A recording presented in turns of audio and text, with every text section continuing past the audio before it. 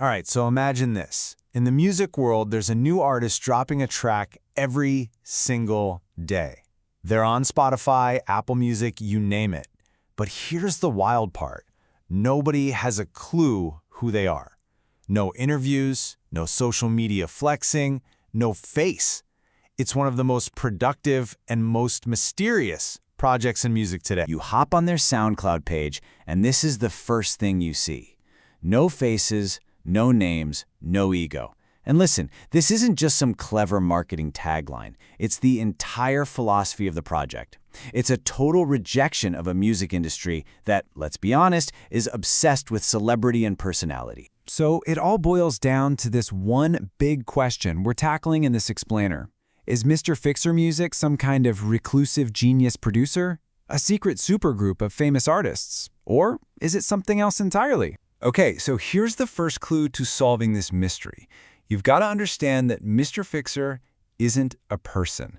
The name itself is a bit of a head fake. They call themselves a decentralized global music initiative. What that really means is it's a collective of anonymous underground artists. We're talking DJs, producers, vocalists from all over the globe.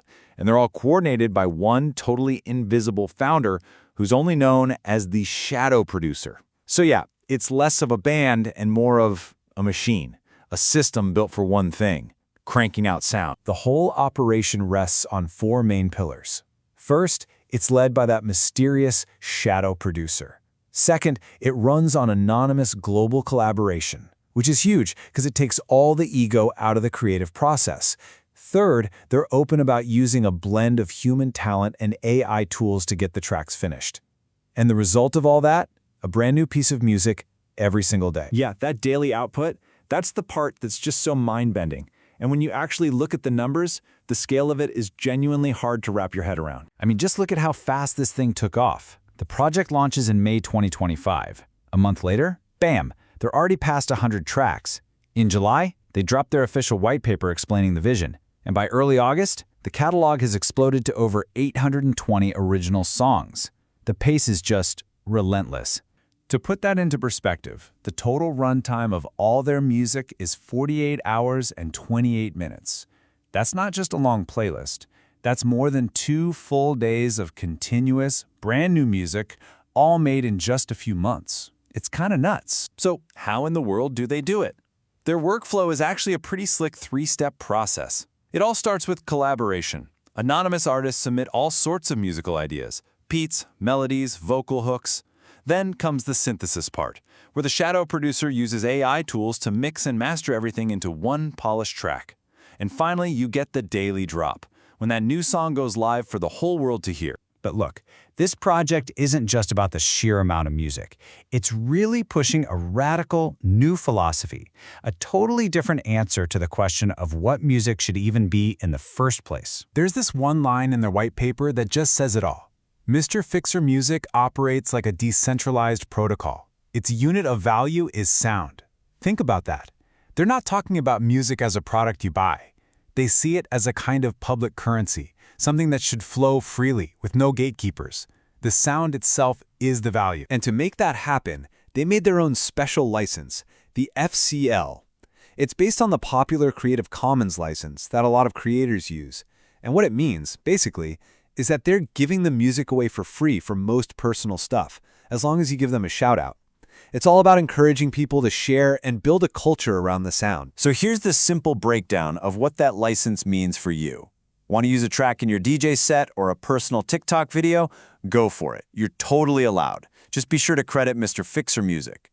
But if you're talking commercial use, like in an advertisement, a movie, or a video game, then no, you need a different license for that. It's a smart system, really. It protects the artists while letting the music spread like wildfire. Okay, so this all sounds great in theory, right? A radical idea, free music, but it leads to the big question. With so much music getting pumped into the world, is anybody actually listening? Oh yeah, the answer is a huge yes. On SoundCloud alone, their tracks have been played over 85,000 times in just the last 30 days. And that's a 25% jump from the month before. So this audience isn't just there, it's growing, and it's growing fast. And get this, look at where people are tuning in from. The top 3 countries are Vietnam, the United States and Israel. This isn't some tiny project with a small, local fan base. It's a genuinely global thing, which kind of proves their whole borderless music idea is actually working. And that growth is happening everywhere you look. On YouTube, they've pulled in over 350,000 unique viewers in the last 90 days. But check out Spotify, a mind-blowing 700% explosion in streams in just the last month. The system is clearly working and feeding itself. And this might be the coolest piece of data of them all. Their most played song is a track called Summer Smash 2025. But their most discovered song, that's the one people hear out in a club or a cafe and pull out their phone to Shazam, is Mirror Forms. That's the proof right there. People aren't just finding this music on their official pages. They're hearing it in the wild and actively hunting it down. So when you put all this together, the daily drops, the anonymity, the data, it points to something way bigger than just one music project. It really forces us to ask some huge questions about where creativity is headed. It really all comes back to their central mission. Mr. Fixer is not here to be famous. He's here to build a new system for sound. The goal was never fame or getting rich. The goal was to prove that a completely new way of making and sharing art was even possible. So, when you boil it all down, the real takeaway here is that Mr. Fixer music is way more than just a bunch of songs. It's a live experiment. It's a test case for a future where global, anonymous collaboration mixed with AI could be the new normal. It's a model that puts the art, not the artist, on a pedestal. And that leaves us with this final, really provocative question. If a system like Mr. Fixer can work and even thrive, what does that mean for the future of the creator?